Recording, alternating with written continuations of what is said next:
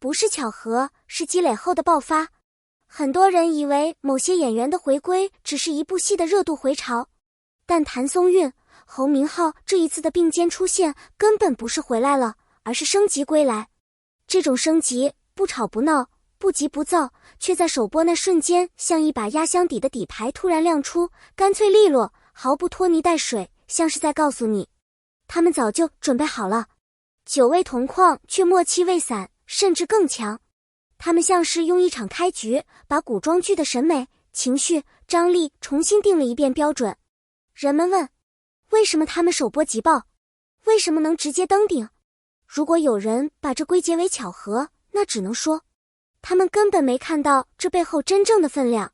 真正的原因是实力的长线积累，是情绪密度的稳扎稳打，是对角色的理解已经深入筋骨，是那种演戏不是演，而是把一个个活生生的人立在你眼前。古装剧多到看不过来，流量更是层出不穷，但能做到让观众第一眼就停不下来，第二眼开始上头，第三眼彻底沉进去的不多。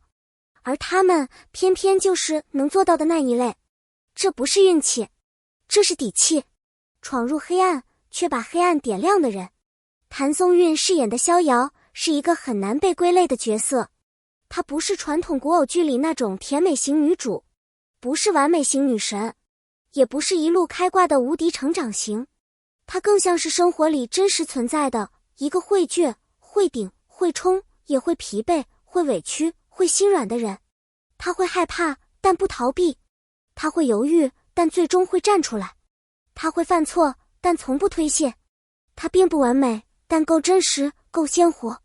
她的善良带风，她的温柔能扛，她的勇气不是天赋，而是被一次次逼到悬崖边后硬撑出来的。她敢冲进黑暗，不是因为天生胆大，而是因为总要有人去做，而她刚好愿意，也愿意承担。她是光，却不是耀眼的刺痛人的光，而是那种在绝望里给你方向，在崩溃里给你力气的光。看她，你会忍不住相信，原来平凡的人也能撑起别人的希望。冷不是锋芒，而是深到骨子里的孤独。侯明昊饰演的红叶是一个难度极高、层次复杂的角色。他看上去冷，却不是冷酷；他看上去狠，却不是残暴；他看上去孤，却不是摆姿态。他的冷是长久无人理解后的习惯，他的狠是被逼得太久后的自我保护，他的沉默是因为在黑暗里待得太久，已经不会主动向外发光。这种角色最怕演得像面瘫式冷漠，但他没有。越是这样的人，越让人想靠近，也越容易被击碎。直到逍遥闯进他的世界，他小小的善意，他直接的质问，他不怕死的勇气，都精准地撞在了他内心深处那些结了冰的地方。他不是被治愈，而是第一次意识到自己还能被看见。他跌倒，他一句话不说，却下意识伸手。他受伤，他比任何人都慌。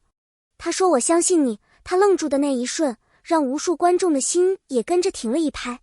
那不是演技的炫技，而是一个长期在黑暗里的人，被光轻轻照了一下后的本能反应。命运的线在悄悄拉紧，他们第一次碰头，一个冷得像霜，一个热得像火。他觉得他太拘束，他觉得他太冒进，说话互不相让，连合作都像随时要吵起来。但真正的默契总是在碰撞里出现的。危机越大，他们越能看到对方的长处。他勇得不计代价，他稳得几乎可怕。一个在前冲，一个在后护，看似矛盾，却意外地合适的刚好。他们第一次真正并肩作战时，那种忽然对上频率的瞬间，让屏幕前的观众忍不住心头一紧。原来命运的绳索一直在悄悄把他们拉近，不是演出来的，是流出来的。为什么观众疯狂磕他们？因为他们之间的化学反应，不是靠台词写出来的，不是靠镜头凑出来的，不是靠强行贴脸拍出来的，而是情绪本身在流动。他看他时，眼里有种把命交给他的信任；他看他时，目光里有不自觉的柔。他笑，他的冰墙就裂了一角；他沉默，他的勇气反而更坚定。他们站在一起，就像磁场自然吻合。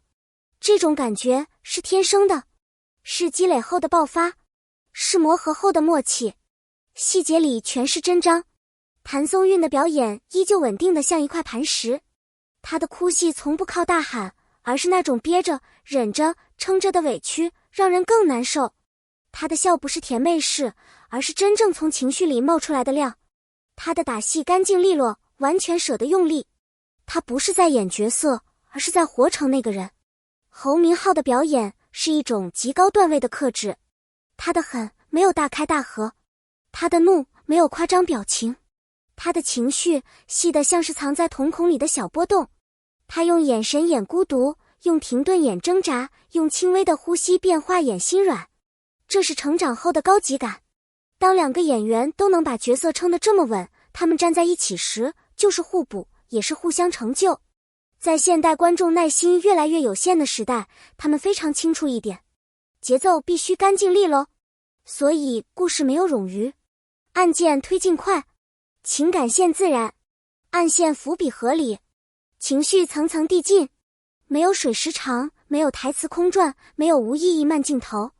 这是那种你本来打算只看10分钟，结果不小心看到凌晨2点的作品，不是因为上头，而是因为他真的抓住你。这部作品真正的底层力量，不是甜蜜，也不是暧昧，而是每个在黑暗里成长的人都值得被看见。逍遥告诉你，勇气不是送的，是逼出来的。红叶告诉你，黑暗不可怕，可怕的是拒绝光。他们的故事是很多人的现实缩影，被误解，被否定，被推开，被怀疑，被伤害，被迫成长，但依旧选择善良，依旧向前。看他们不只是追剧，是把自己某个被压得喘不过气的地方重新点亮一下。谁最适合看？看看你有没有在其中。如果你最近情绪低落，生活压力大，想找一点力量，需要一点温度，想看真正不尴尬的情感线，想看有张力、有意义的古装故事，想看并肩、成长、彼此照亮，那么这部作品非常适合你。它不是爽完就忘的快餐类型，而是那种某一幕会突然击中你，让你停下来深呼吸一下。也许你能突然找回很久没有的力量感。感谢你愿意看到这里。写到这里，我真心想说一句，谢谢你。谢谢你愿意花时间读完这样一篇长文，谢谢你愿意和我一起走进角色的世界，也谢谢你愿意在故事里找回属于自己的光。如果你喜欢这种真实、直白、带情绪、有共鸣的解析方式，欢迎你点个订阅，也欢迎留言告诉我，你最喜欢哪一幕？哪个细节让你忘不掉？你有没有在角色身上看到自己？他们有没有在某个时刻点亮过你？你的每一条评论都是我继续写下去的动力。期待下一次与你分享更多故事，更多力量。谢谢你，我们下次见。